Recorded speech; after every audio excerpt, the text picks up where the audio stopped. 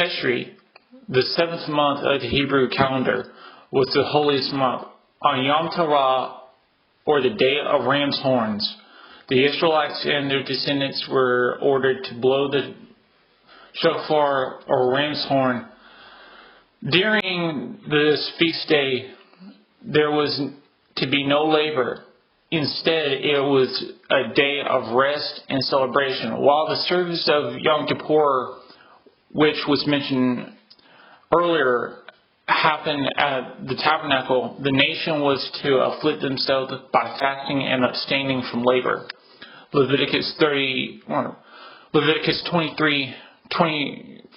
through 32.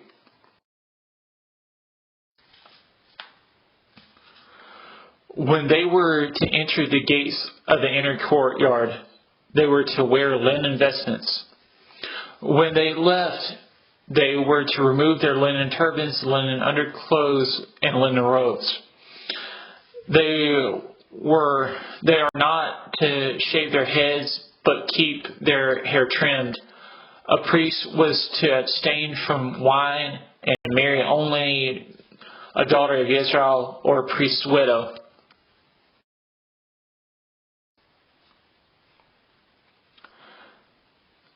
They are not to shave their heads, but keep their hair trimmed. A priest is to abstain from wine and marry only a daughter of Israel or a priest's widow. They were to teach the laymen the difference between holy and common, enabling them to determine what was clean and what was unclean, or ritualistically pure and ritualistically impure. Additionally, they were to judge in controversies and render decisions in adhering with Torah. No priest would be permitted to approach a dead non-priestly man. Only if the death was in his immediate family could he tend to the dead body. After burying the relative, they were to be purified and isolated for a week. After the week ended, he was to make a sin offering. Their inheritance is to be this: I myself am their inheritance. You are not to grant them any possession in Israel. I myself am their possession. They are to eat the grain offerings, sin offerings, and guilt offerings. Everything in Israel devoted to Adonai will be theirs. The first of all the first fruits of everything and every voluntary contribution of everything from all your offerings will be for the priests. You are also to give the priest the first of your dough, so that a blessing will rest on your house.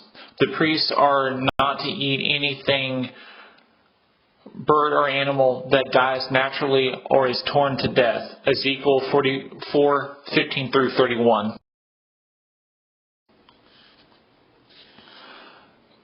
It is in union with Christ that the Gentiles, regardless of which two genders or the status of being a slave or free, along with Israel, have become the King's immersed children through such trusting faithfulness. Such union is the intended meaning of the seed of Abraham regarding Genesis 12:7, 13:15, 17:7, and 24:7.